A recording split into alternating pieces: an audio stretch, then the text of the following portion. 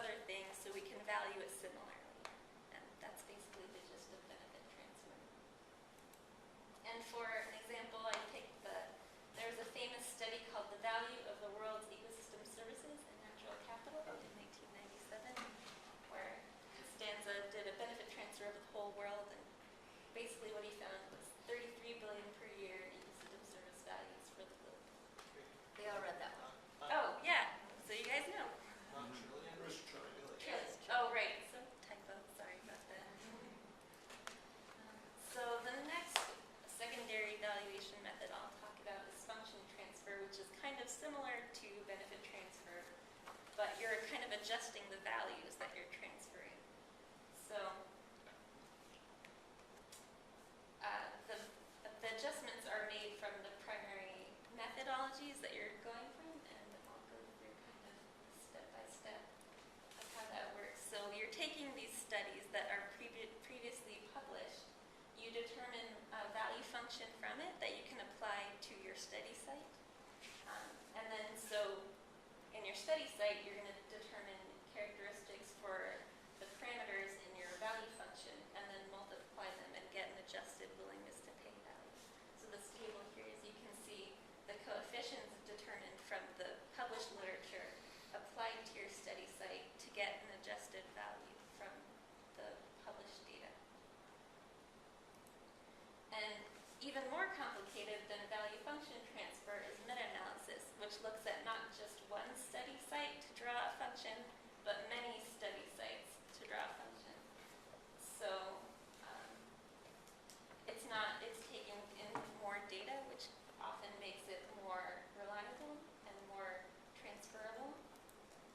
And so the process is very similar, but the first step is a lot more complicated. You're making a database from all these published studies and statistically determining the function that you're applying to your study site.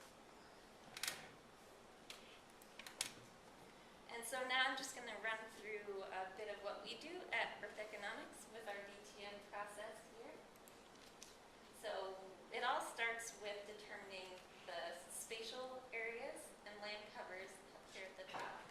So for each study site, we'll kind of take stock of what ecosystems are there, what we can value, what they produce, because not all ecosystems produce every single ecosystem services. For example, rivers and lakes aren't going to sequester a lot of carbon compared to wetlands or riparian buffers. So then we have to search, oh sorry, yes? What is BTM? The benefit transfer methodology, Oh, BTM.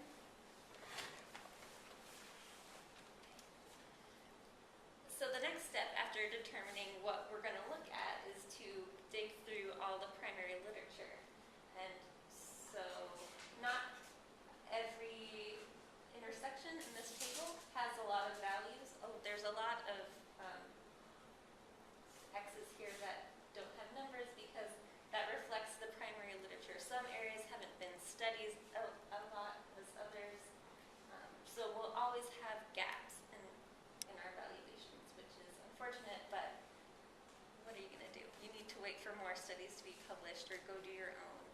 And so we always talk about that in our reports as how we need more valuation studies to draw from, and it's really important for benefit transfer. So the way we do it is after determining what we can value on each category, we sum them up for each ecosystem service to get a flow of value per year for that ecosystem. And then using primarily GIS, we'll determine the total number of acres per each ecosystem. So we'll have acres times the total ecosystem service value on that land cover, multiply them, and then sum them up across all land covers on the study site to get the total value.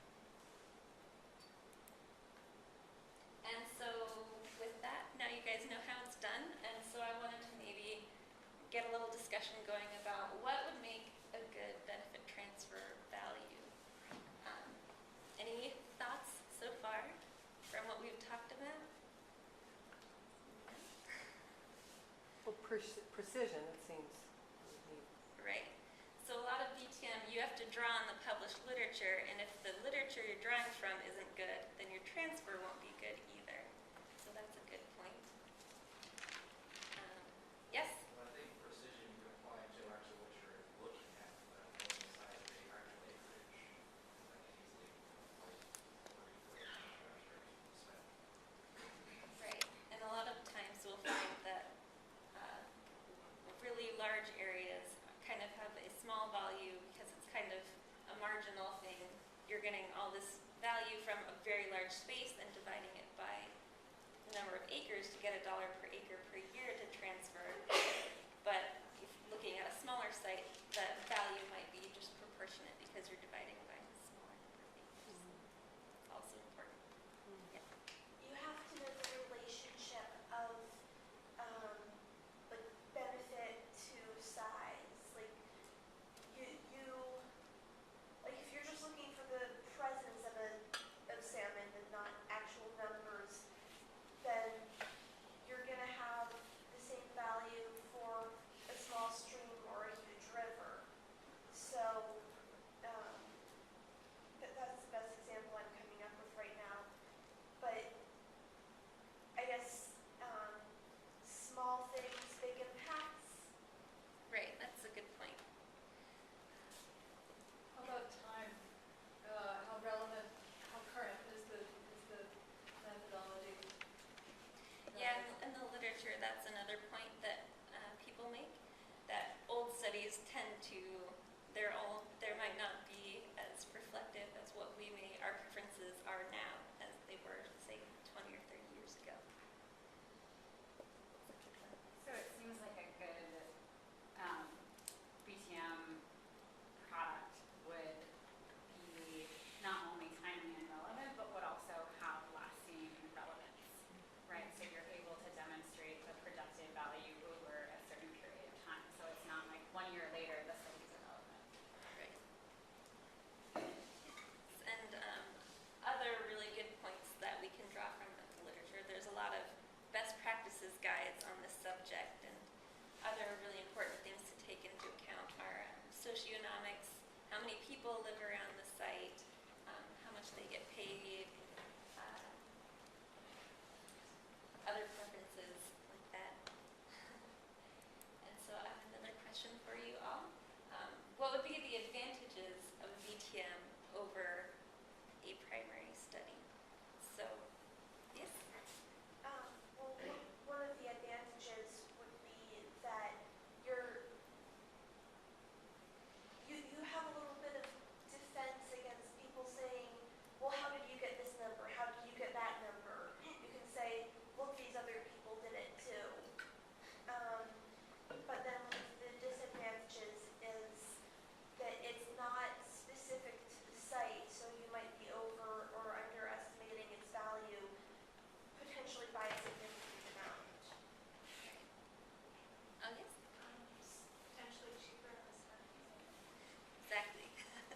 That's kind of one of our big things we talk about in Earth economics, because as Erin said, primary valuations, you can only look at one thing, whereas like with the VTM, we can do it much faster, whereas primary studies can take years to do and thousands and thousands of dollars, whereas, Unless you get the class to do it for you. right? We'll see if that works. Yeah. Then you get somebody else to pay to do it. How about That would be great. Yes? Do you ever combine value methods? Like, it seems like it would be useful to combine a secondary with a primary. Like market pricing might be relatively easy to do because that information is out there already. Right, yeah, like there's a lot of databases you can search through. Like I know NOAA has a very comprehensive commercial fisheries database with landings, dollars and pounds, and so you could do kind of like a hybrid like that. That's definitely possible. And we have studies in our database that are hybrid values. And we've kind of even done that at times when we're working with a client who's particularly interested in going deeper with one of their ecosystem services. So for example, in California, they're obviously really sort of a short primary evaluation of one of the aquifers in conjunction with a large benefit transfer study. So we were able to like drill down, do a really nice case study on the aquifer, and specifically looking at aquifer recharge and what the value of that would be, simultaneously with a benefit transfer to get a full picture of the whole county. So that's a nice way to kind of, focus on one thing that the people really care about, but still get the full